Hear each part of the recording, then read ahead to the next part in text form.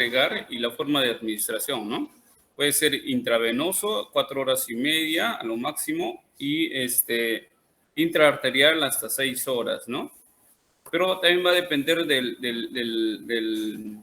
equipo que tengo, ¿no? Entonces, habíamos visto también la dosis, también hemos tratado ya de cuál es el resultado que ustedes deberían obtener después de la charla. ¿Y qué signos o síntomas me van a hacer sospechar en que un paciente tiene un infarto cerebral o una hemorragia cerebral? ¿Qué creen ustedes? ¿Cuál es el síntoma o signo que me puede decir, es una hemorragia o es un infarto?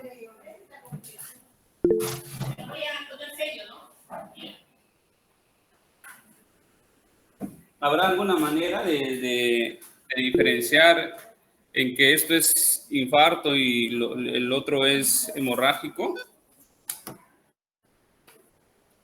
¿Sabe alguno de ustedes? Sí, doctor. A ver, cuéntame. Primero, hay unas siglas que son FAS. Es disfunción facial, o sea, hemiplegia de la fascia o debilidad muscular de los músculos faciales. Ajá. Después, debilidad muscular del lado afectado, derecho, izquierdo. Disfunción. Dentro de la debilidad muscular del lado afectado también se ve la sensibilidad o la disfunción. Muy bien. Speak, que es el habla, dificultad para hablar. Me falta otro. Muy bien. Me falta Excelente. uno, No, no pero, recuerdo. o sea, ¿hay alguna manera, algún signo o algún síntoma que me haga diferenciar en que esto es infarto y esto es hemorragia, por si acaso? ¿O no hay manera de saber clínicamente si es hemorragia o si es un infarto? Así o sea, con esa certeza no hay, ¿no? ¿Por qué? Porque ambos se van a parecer. Porque una hemorragia te puede dar esa focalidad que sus compañeras ha dicho. También un infarto te puede dar lo mismo, ¿no? Entonces, por ahí dicen que el dolor de cabeza puede ser más en hemorragia, ¿no? El cuadro más brusco puede ser más en hemorragia, pero no es mandatorio, no es patognomónico, ¿no? ¿Por qué? Porque también el infarto te puede dar dolor de cabeza, ¿no? Entonces, clínicamente no hay manera de diferenciar en que algo es hemorrágico o algo es isquémico. Y es por eso que sí o sí necesariamente tenemos que hacer una tomografía de encéfalo sin contraste. La tomografía, como bien lo dijo Luz, nos va a determinar si es hemorrágico, ¿ya? Solo si es hemorrágico. No es para diagnosticar si es isquémico, ¿no? Si es isquémico, ya vamos a nosotros diagnosticar de acuerdo a la clínica y a la tomografía que me dice que no es un infarto, que no es una hemorragia. ¿Estamos? Entonces, la tomografía, ¿para qué pido? Es netamente para definir si es hemorragia. ¿Ya? Si me sale hemorrágico, otro es mi manejo, ¿no? Si sale que no hay nada, ponte, tampoco no es que tenga nada, ¿no? Sino que la clínica va a mandar, ¿ya? Porque hay signos tempranos que también podríamos evidenciar en la tomografía, como el borramiento del surco, una mala diferenciación en la parte córtico-subcortical, una hipodensidad en núcleos basales, una hipodensidad en ribete insular, ¿no? El signo de la cuerda o signo de la arteria cerebral media hiperdensa. Entonces, esos son los signos tempranos en la tomografía que podrían evidenciarse en un paciente que tiene la clínica que acaba de decirnos su compañera, ¿no? ¿Ok? Pero no hay un signo o síntoma que me va a decir, esto es infarto o esto es hemorragia, por si acaso. Por eso siempre es necesario la tomografía. Sin tomografía no se arriesguen a trombolizar, ¿ya? Porque si trombolizan sin tomografía, puede ser que ese paciente haya tenido una hemorragia y la trombolisis va a empeorar ese cuadro, ¿ya? Esto es lo que nos comentaba su compañera, ¿no? El FAST, ¿ya? FAST, el de face, de la cara, ¿no? Una simetría facial, un borramiento en el surco, nasogeniano sobre todo, ¿ya? Sí, sí pueden evidenciar acá en mi cara izquierda, ¿no? ARM de mano, ¿no? Déficit motor en el miembro superior, ¿sí? Del mismo lado, aparentemente en ese paciente. Speak del lenguaje, ¿no? Alteración del lenguaje, alteración del habla, disartria, afasia, cualquiera de ellos, ¿no? Y time de tiempo, ¿no? O sea, tienes que llamar a emergencia para poder trasladar al paciente, ¿no? Entonces, este es una de las escalas que se utiliza a nivel prehospitalario, ¿no? Que lo pueden usar los promotores de salud, algún familiar, qué sé yo, ¿no? Que tenga algún conocimiento de esta escala, fácilmente lo puede usar. Y de acuerdo a ello, mandar a una institución que puedan hacer esta terapia de reperfusión. ¿Estamos? Esta es la Fundación Stroke, ¿no? Que está liderada por Angels, ¿no? Una fundación para infartos cerebrales a nivel mundial, que también da certificaciones a algunas instituciones que cumplen con los estándares, ¿no? Mínimos para trombolisis y trombectomías, ¿no? O sea, una terapia de reperfusión, digamos así. El otro, acá tenemos, ¿no? Cincinnati prehospitalario, escala prehospitalaria Cincinnati Stroke, ¿no? Que es el FACE, ¿no? El FAST, perdón, Face, Arm y Speak, ¿no? Como ya les había explicado, de qué se trata, ¿no? Entonces, de acuerdo a los datos que la Organización Mundial de la Salud brinda, pues es que 15 millones de personas sufren algún tipo de ACV al año, ¿no? Entonces, se dice que 4 personas tienen infartos o hemorragias en un minuto, ¿no? O sea, en todo el mundo. De estos van a morir 5 millones, otros 5 quedan con discapacidad y otros 5 recuperan al 100%, ¿no? O sea, un AIT probable, ¿verdad? Ataque isquémico transitorio. Entonces, la enfermedad cerebrovascular pues es la tercera causa de muerte, ténganlo bien presente, y la primera causa de discapacidad a nivel mundial, ¿no? Y saben que la mayoría de los casos es un infarto, ¿no? Más o menos entre 80 y 85% es por infarto y entre 15 a 20% es hemorrágico, ¿no?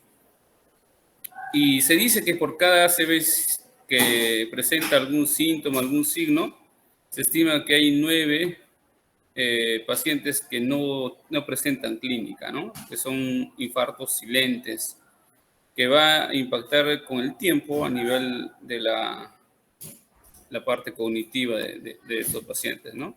Y es por eso que va en aumento el diagnóstico de deterioro cognitivo tipo vascular, ¿no? O incluso mixto, ¿ya? Para que esto se dé, pues, el flujo sanguíneo cerebral normal tiene que estar entre más de 40, se dice, ¿no? Acá lo consideran hasta 55 mililitros por 100 gramos por minuto, es el flujo normal, pero en sí es más de 40, va a depender dónde te encuentres, ¿no? Si es en sustancia blanca o si es en sustancia gris, ¿ya?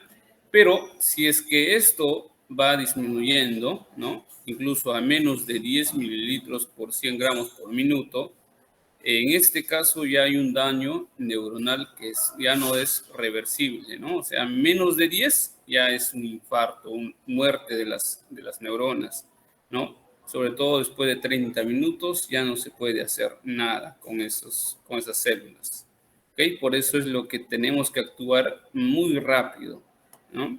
Tenemos que actuar lo antes posible, y es por eso que salió la frase de que tiempo es cerebro, ¿no? Entonces, ¿por qué? Porque cada minuto que pasa van muriendo casi 2 millones de neuronas, ¿no? 1.900.000 neuronas por minuto. ¿ya? Imagínense. Entonces tenemos que actuar lo antes posible, ¿no? No ser que no queramos hacer, o sea, si no queremos hacer daño al paciente, tenemos que actuar lo antes posible. ¿Ya? Y las zonas que van a rodear esta zona, la zona de core, la zona que está infartado, el núcleo, son pues el área de penumbra, ¿no? El área de penumbra donde hay una disminución del flujo sanguíneo, pero el flujo sanguíneo está por encima de 10 mililitros por 100 gramos por minuto. Entonces, entre 10, más de 10 hasta 20 se dice que se considera el área de penumbra. Es el área recuperable, es el área donde vamos a tratar de recuperar, por eso se da el tratamiento, ¿ya? Entonces, en este caso, el metabolismo de las células se detiene, ¿no? O sea, ya no hay metabolismo en el área de penumbra, pero todavía las células pueden mantenerse viables de alguna manera, ¿no? Pueden ser recuperables, ¿ok? Acá tenemos una descripción más, quizás más didáctica, ¿no? En que el flujo sanguíneo normal está acá, ¿no? Y si es que empezamos a disminuir el flujo sanguíneo, va a ir ocurriendo estos eventos, ¿no? La isquemia es a partir de 30, ¿no? Dicen de 30 y oligoemia, ¿no? Entre 20 a 40 incluso es oligoemia. Menos de 20 ya está el área de penumbra, como ustedes ven, hasta 10, ¿no? En el área de penumbra va a haber un aumento del lactato porque hay disminución de o disminución del metabolismo y aumento del metabolismo, digamos, anaerobio, ¿no? Hay pérdida de la actividad eléctrica del cerebro, ¿no? Y por ende falla de las bombas de sodio y potasio, ¿no? Y esto hace de que el ATP disminuya a nivel celular. Y es por ello que va a ocasionar la muerte o el infarto de las neuronas. ¿Estamos? Entonces, ¿qué es la trombolisis? Como ya lo había preguntado anteriormente. Alguien que me pueda decir, me pueda mencionar.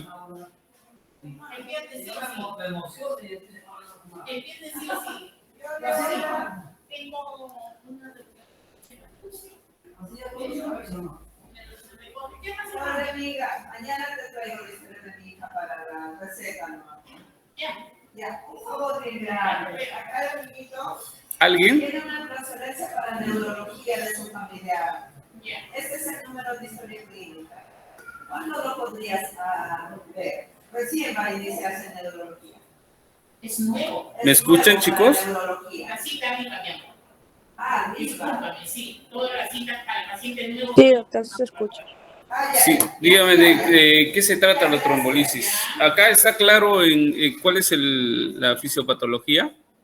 ¿Alguna pregunta hasta ahí?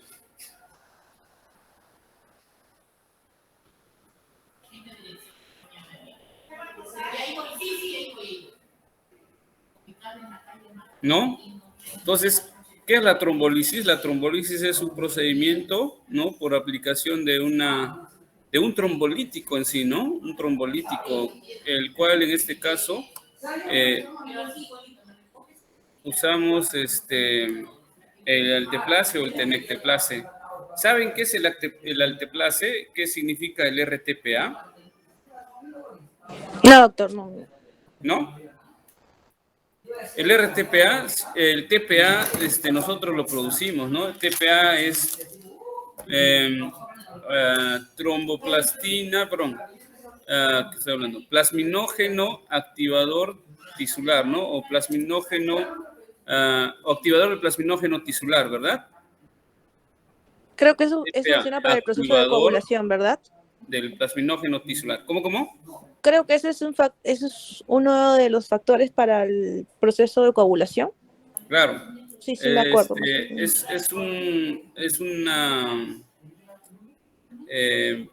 Digamos, es un proceso que se da para activar al plasminógeno ¿no? Que se activa a plasmina, ¿no? O sea, lo convierte a plasmina y la plasmina es el que va a degradar a la fibrina, ¿verdad?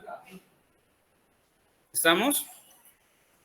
O sea, el plasminógeno se va a activar a plasmina, la plasmina va a degradar la fibrina. ¿Estamos? Y la fibrina es la red que va a ir y que va a dar estabilidad al coágulo, que va a dar fortaleza al coágulo, ¿no? O sea, si nosotros dejamos pasar más tiempo, este coágulo va a ser más denso, más firme y va a ser más difícil de romper o degradar o destruir, ¿no? Entonces, es por ello que cuando actuamos más rápido va a tener mucho mejor respuesta este medicamento.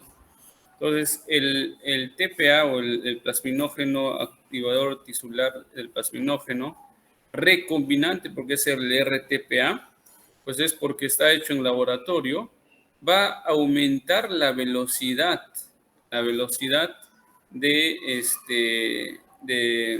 activación del plasminógeno en más de 50 veces lo que normalmente hace nuestro plasminógeno, ¿no? que nuestro organismo produce. ¿Estamos? Entonces va a ser más rápido la degradación de la fibrina con este medicamento. ¿Sí? Y esto pues se tiene que implementar o instaurar en menos de 4 horas y media, como ya le hemos mencionado, ¿no?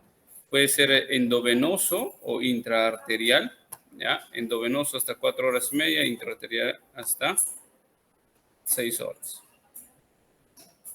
Entonces, según los estudios, hubo la ventana ampliada hasta 4 horas y media, ¿no? El uso del alteplase y han habido varios estudios, ¿no? que han avalado pues este manejo, ¿no? Entonces, como medicamento tiene indicación 1A en pacientes con infartos cerebrales dentro de la ventana, claro, ¿sí? Entonces, 1A quiere decir que sí o sí tenemos que hacer, ¿no? No hay que pedir consentimiento informado incluso, porque está demostrado y la ciencia lo avala. Estamos. ¿Cuáles son los factores de éxitos en el manejo del ACV isquémico? ¿Cómo sé yo que me va a ir bien este paciente? ¿Cómo sé yo que va a resultar efectivo esta terapia? ¿No? Uno es que actuemos a tiempo, ¿no? Ni bien sucede este cuadro, como acá vemos, hay que llamar a emergencia, ¿no? Si es que hay la posibilidad de llevarlo con nuestra, digamos, movilidad, lo llevamos para no estar demorándonos hasta que venga la ambulancia. O si no, si es que no puedo, pues caballero, esperar a la ambulancia porque quizás hay una hemiplegia y estoy solo y no voy a poder cargar, lo que sé yo, ¿no? Y otro es de que la ambulancia ya debe ir, o si tú le das buenos datos, por ejemplo, ya debe ir pensando en que es un ACV, ¿no? Y coordinar con el centro de imágenes para hacerle una tomografía, ni bien ingresa a la institución, hacerle un dosaje de glucosa, que eso es lo más importante quizás en este caso y es lo único que se pide, ¿no? Que tenga una tomografía y una glicemia para poder trombolizar. No necesito otro examen, al no ser que el paciente pues sea algún tipo o tenga algún tipo de antecedentes especiales como fibrilación auricular que esté con tratamiento anticoagulante, ¿no? Alguna displasia sanguínea, qué sé yo, todavía esperaría el perfil de coagulación. Si no, solo necesito la glucosa del laboratorio nada más y la tomografía. ¿Ok? Y hago también el NIS. No sé si han escuchado el NIS, el NIHSS, ¿verdad? La escala de NIS nos ayuda a determinar cuán grave es este cuadro y qué manejo incluso me va a direccionar el manejo, porque si tiene un NIS menor de 5, no, supuestamente no trombolizaría, ¿no? Si tiene un NIS mayor de 25, es preferible no trombolizar. pero eso va a depender mucho del criterio del médico tratante, ¿no? Ustedes saben que eso es guía, la guía solo te orienta, no es definitivo, ¿ok? ¿Estamos? ¿Qué más? Saber escoger al paciente, ¿no? Que sea un paciente que esté dentro de la ventana, que tenga una tomografía sin evidencia de hemorragia. Dentro de la tomografía, ver que no haya hipodensidad marcada en algunos territorios de la arteria cerebral media, sobre todo, ¿no? Se llama la escala de Aspect, ¿no? La escala de Alberta, para determinar si es que la hipodensidad, pues, si yo tengo un aspect menos de 7, lo recomendable probablemente sea no trombolizar, porque probablemente este paciente vaya a sangrar. ¿Estamos? ¿Qué más? Tengo que tener los datos, como les he dicho, la anamnesis, los antecedentes del paciente, tengo que tener la imagen, estamos repitiendo lo mismo, y vamos a tener a la mano el actilice, el alteplase, ¿no? Entonces, el alteplase, la dosis que se usa normalmente es 0,9 miligramos por kilo, ¿ok? Y esto todo se da en menos de 4 horas y media desde el inicio del evento. Para eso es el que nosotros tenemos algunos estándares para ver la puerta tomografía, puerta aguja, ¿no? Que nos van a ir mejorando nuestra calidad y nuestro manejo, ¿no? Y por ende, pues la recuperación del paciente va a ser mucho mejor, ¿no? ¿Cuáles son los criterios de elegibilidad de la trombolisis? La edad, mayor de 18 años, pero menor de 80 años. Menos de 4 horas y media, esto lo estamos repitiendo varias veces, así que tengan muy presente, ¿no? Desde el inicio del síntoma. Ausencia de hemorragia intracerebral, o sea, que no haya hiperdensidad en la tomografía, ¿ya? Por ejemplo, esta tomografía sería ideal, ¿no? Sin contraindicaciones para trombolisis, ¿no? Ya hemos mencionado cirugías mayores, anticoagulantes, hemorragias gastrointestinales, qué sé yo, ¿no? O sea, hay varios contraindicaciones. Acá, por ejemplo, vemos un paciente, ¿no? Donde pareciera normal, ¿verdad? La tomografía, ¿sí? Pero acá, no sé si puedan evidenciar, hay un poco o una pobre diferenciación entre la parte cortical y subcortical, ¿sí? ¿Alguien se da cuenta? Esta parte no es como esta de acá, como que se estuviera pintado con lápiz o con tiza. Y acá no, mira. Entonces, acá hay un evento isquémico, ¿ya? Una hipodensidad a nivel de la región parietal, ¿no? Lóbulo parietal del lado derecho, ¿ya? Acá, por ejemplo, podríamos decir que es una arteria cerebral media hiperdensa. ¿Sí pueden ver? Esa de acá. ¿Sí se escucha? Sí, doctor, sí se ve también. No, sí se evidencia acá una línea blanca, ¿verdad? No es como esa de acá que está, mira, que está vacía. Ya es un infarto de la arteria cerebral media del lado izquierdo y acá del lado derecho. ¿Sí? ¿Cuáles son las indicaciones? Las contraindicaciones también es una evolución de los síntomas mayores de 4.5 horas, ¿no? Ya si yo no tengo un tomógrafo con perfusión, si no tengo una resonancia, como es casi en la mayoría de las instituciones en nuestro país, no debo atreverme a trombolizar si ya pasaron 4 horas y media, ¿no? Aunque digan 6 horas, aunque digan 9 horas, si no tengo bien establecido la imagen o no tengo difusión, mejor no trombolizo si pasó este tiempo, ¿no? Y también en algunos pacientes que no vamos a ver en qué momento ocurrió, ¿no? Entonces, por ejemplo, si Si mi abuelo se fue a descansar a las 10 de la noche y en la mañana despierta y ya no tiene fuerza en una parte de su cuerpo, pues no sabría en qué momento se infartó. Si fue al momento de acostarse, si fue en el transcurso de la madrugada o si fue cuando se estuvo levantando.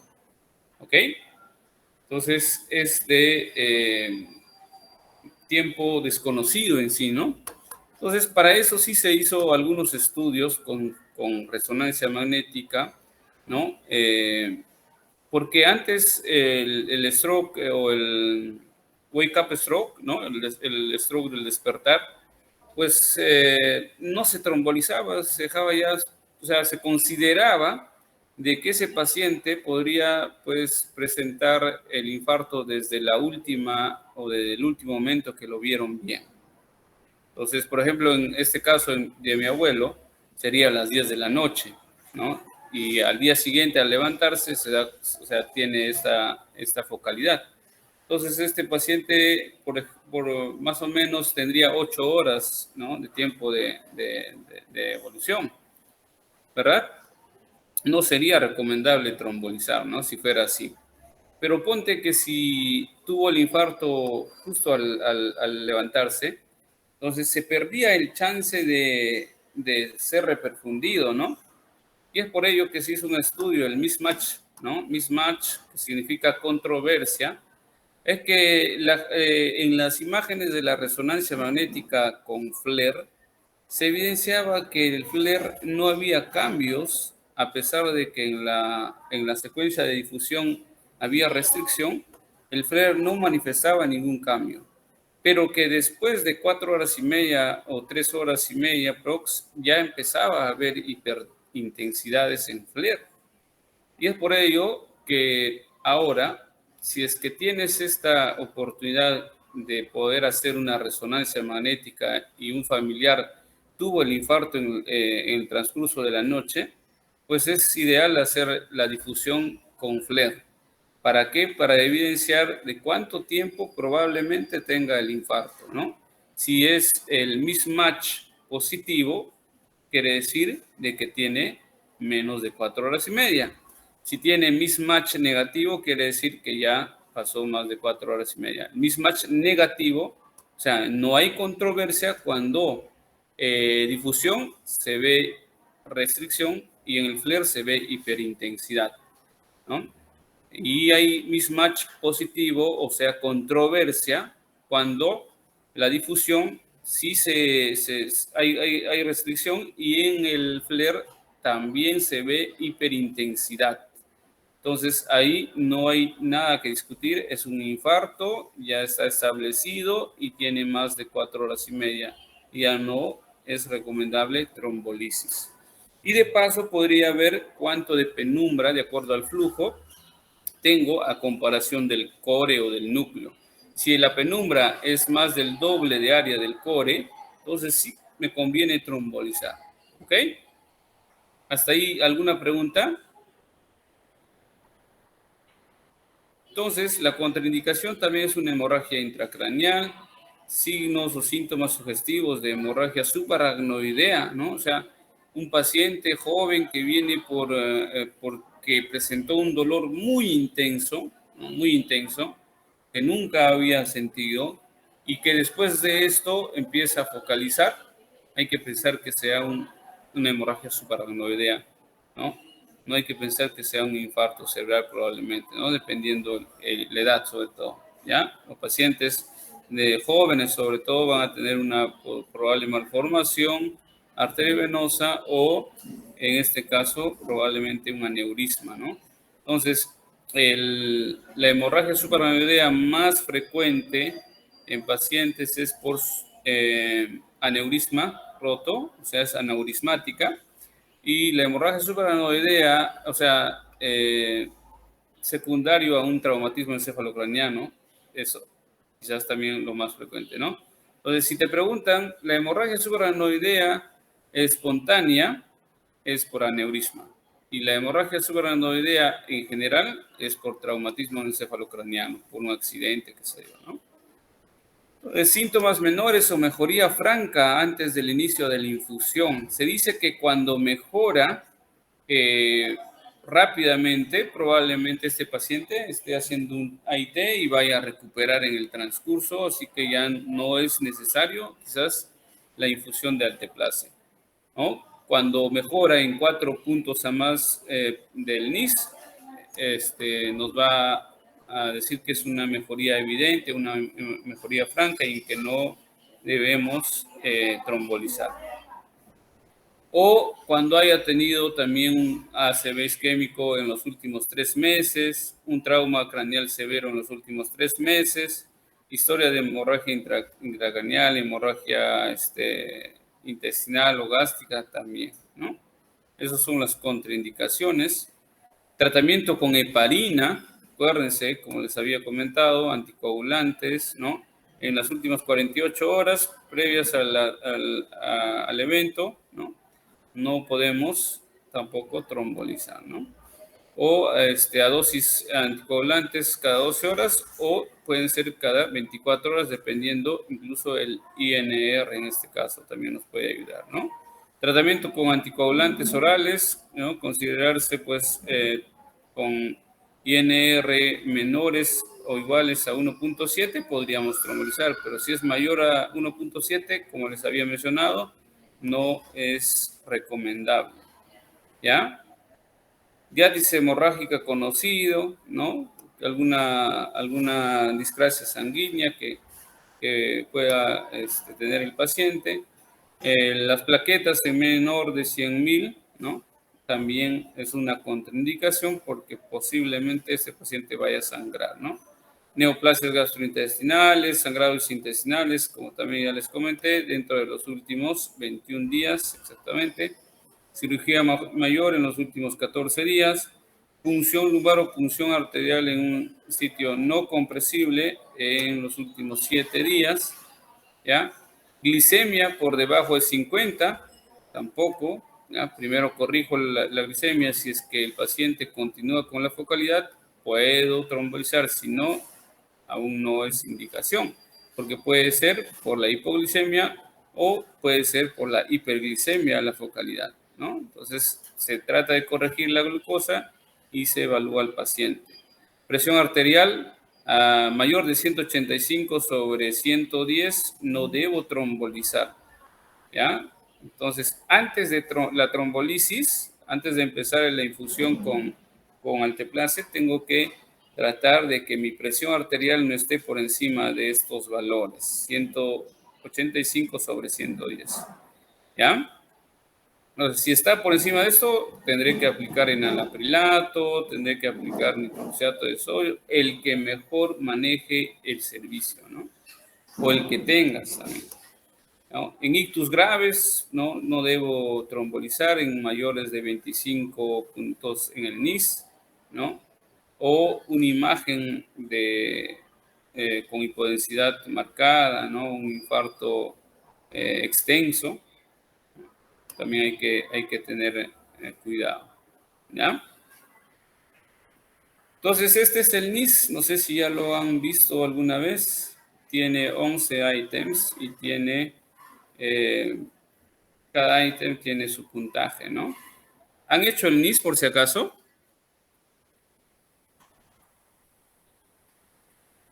¿Aló? ¿Me escuchan?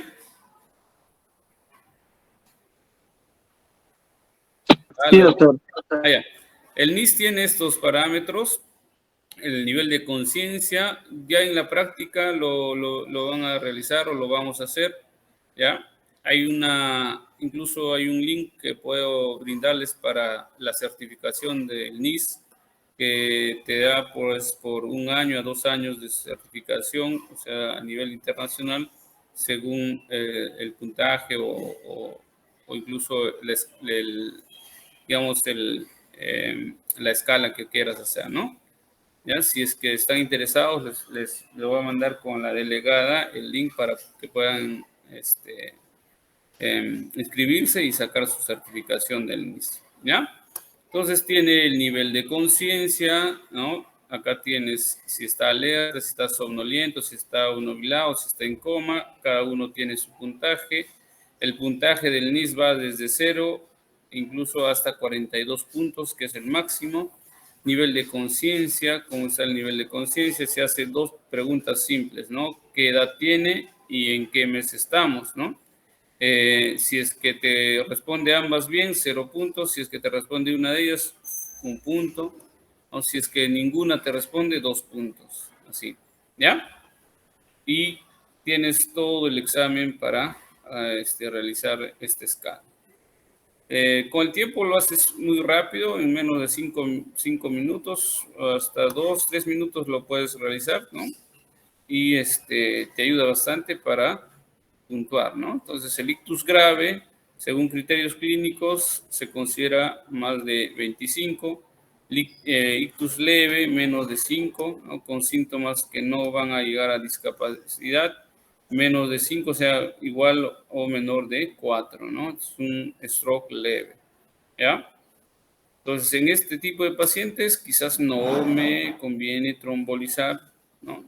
Y va a depender mucho de esto también, ¿no? De que tú quieras ayudar al paciente, de que, por ejemplo, si es un paciente que es catedrático en la universidad, suponte que el paciente solo tenga una afasia, ¿no? De expresión que puntúa hasta... ¿Cuánto puntúa la afasia de expresión? ¿Dónde está afasia? ¿Ven por ahí? Lenguaje, ¿no?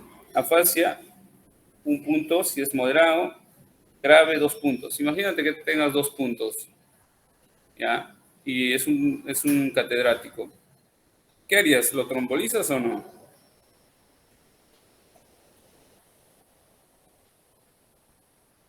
Andrea, ¿está?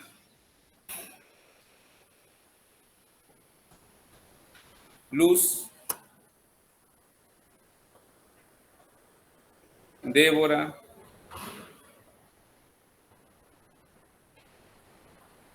Entonces, si es una afasia grave, sí lo trombolizo, ¿no? Porque esto se trata de que lleves al paciente a su actividad anterior, ¿no?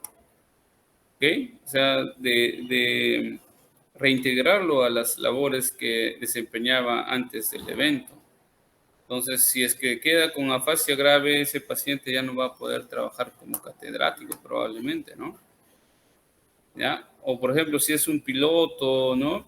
Por ejemplo, ¿cómo se llama? Un piloto de avión, un piloto de carreras, ¿no? Y que esté con hemianopsia. Hemianopsia, ¿cuánto puntúa hemianopsia? Miras acá, ¿no? ¿Dónde está? Hemianopsia completa, digamos, ¿no? 2 puntos, ¿ya? Entonces, incluso ceguera bilateral, 3 puntos. Imagínate que tenga uno de ellos y porque te dice la guía que no trombolices a menos de 5 puntos de NIS, no lo vas a hacer. Entonces, eso va a depender del médico que está tratando, del criterio del médico que lo está viendo, ¿verdad? Para mí, yo creo que sí lo trombolizaría en ambos casos, ¿no? Muy bien, ¿y cómo vas a administrar? Bueno, el consentimiento informado no es necesario, por si acaso. Lo puse acá para tener en cuenta de que, por ejemplo, si es que el paciente viene y no puede expresarse, no puede escribir porque está pléjico, no va a decir, el paciente no firmó su consentimiento. O no voy a decir, el familiar no llegó, por eso no teníamos quien firme el consentimiento. Eso no se hace, ¿ya?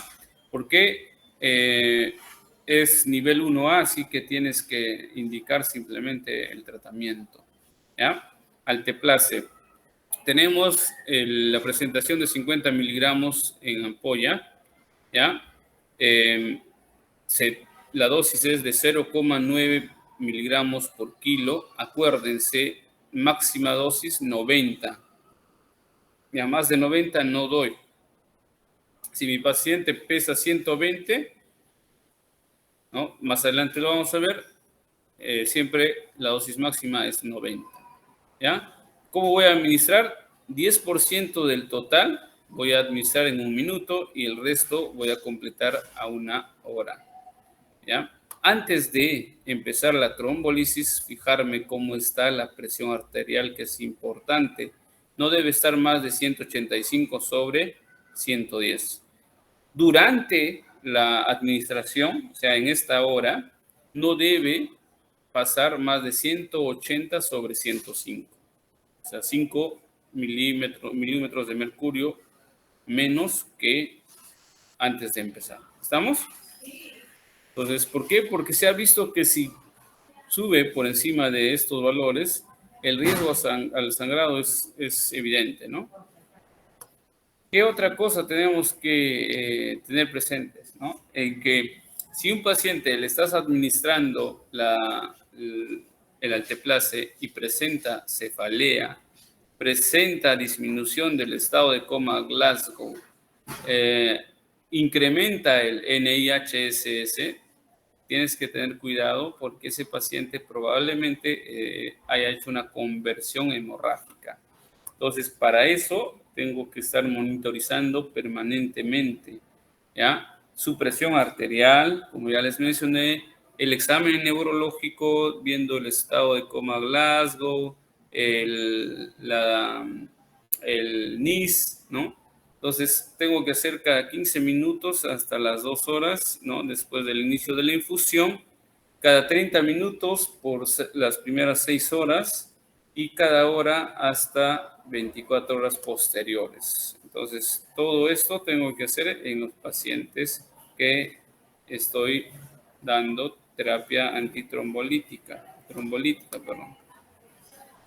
Si es que presenta disminución en el estado de coma Glasgow en más de 2 puntos, suspendo la infusión y saco una tomografía de control. Si es que me sale hiperdensidad, es porque sangró. Si es que no, puedo continuar con el manejo. Una cefalea severa también, ¿ya? Hipertensión arterial aguda, por ejemplo, si la presión está adecuada antes de que tú inicies la trombolisis, ponte 140 sobre 90, pero se eleva durante la trombolisis, pensar de que el paciente ha sangrado. Náuseas o vómitos también te va a llamar la atención porque probablemente ese paciente ha hecho hemorragia. Empeoramiento del cuadro neurológico, como ya les mencioné, en disminución en más de 2 puntos en la escala de coma Glasgow y en el NIH aumento en más de 4 puntos. ¿Ya? Todo eso me va a indicar o alertar a que suspenda el tratamiento, saque una tomografía de control y cambie el manejo, ¿no? Entonces, si se produce la hemorragia intracraneal, ¿no? ¿Qué voy a hacer? Administrar 1 gramo de ácido tranexámico diluido en 100 cc de cloruro de sodio, ¿no? En 10 minutos. Valorar el uso del manitol porque va a haber más edema, ¿ya? Más edema y puede haber desviación de línea media, puede haber herniación si es que no se hace este manejo, ¿no? Entonces el manitol al 20%, mayormente la dosis es entre 0,5 a 1,5 gramos por kilo, pero como promedio usamos 1 gramo por kilo, ¿no? Si sobre todo hay signos de hipertensión endocrinal, ¿no? Náuseas, vómitos explosivos, cefalea intensa, papiledema en el fondo de ojo, me va a decir que tiene un edema, una hipertensión endocrinal. Aparte, tengo que hacer dosaje de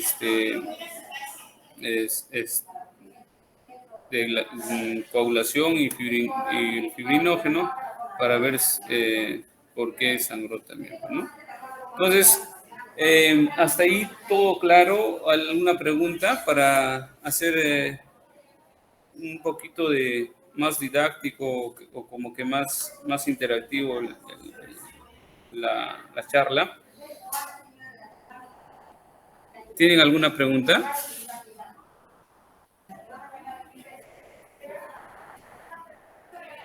Entonces, ¿qué dosis de alteplase indicarías en un paciente que tiene 70 kilos? ¿Quién me da la respuesta?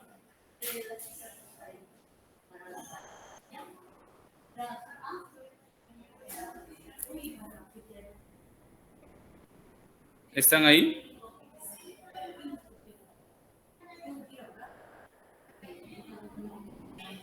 ¿Aló?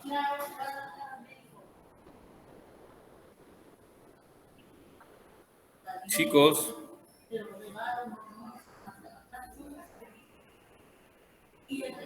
¿Sí me escuchan?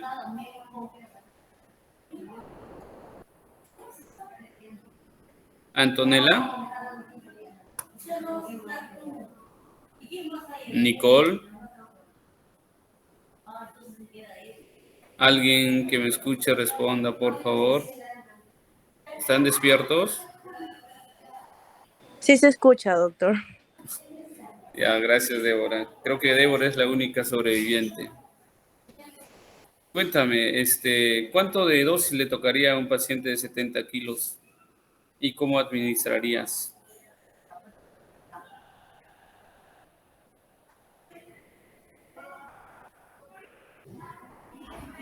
O sea, sería 70 por 0,9, ¿verdad?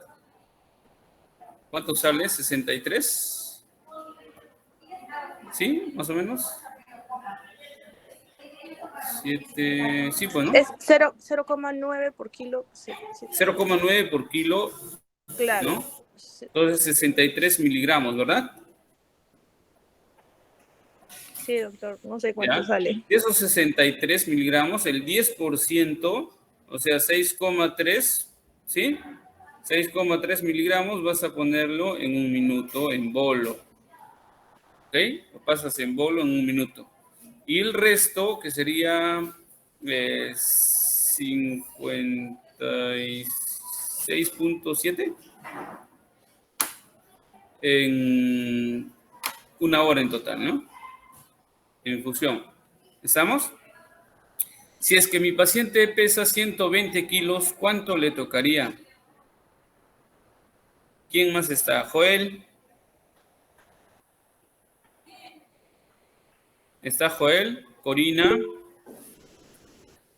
A ver, Andrea. 90 gramos, doctor. 90 gramos. ¿Por qué, Andrea? ¿No sería Porque es la 120 por 0,9? Porque es la dosis, 90 gramos es la dosis Eso, máxima. ¿no? La dosis máxima es 90, ¿ya? Entonces, no puedo dar más de 90 miligramos, ¿ok? Porque esa es mi dosis máxima. Muy bien. ¿Qué más? ¿Qué recomendaciones darías al paciente que ha tenido un ACV y que tiene factores de riesgo? ¿Qué recomendación podrías darle?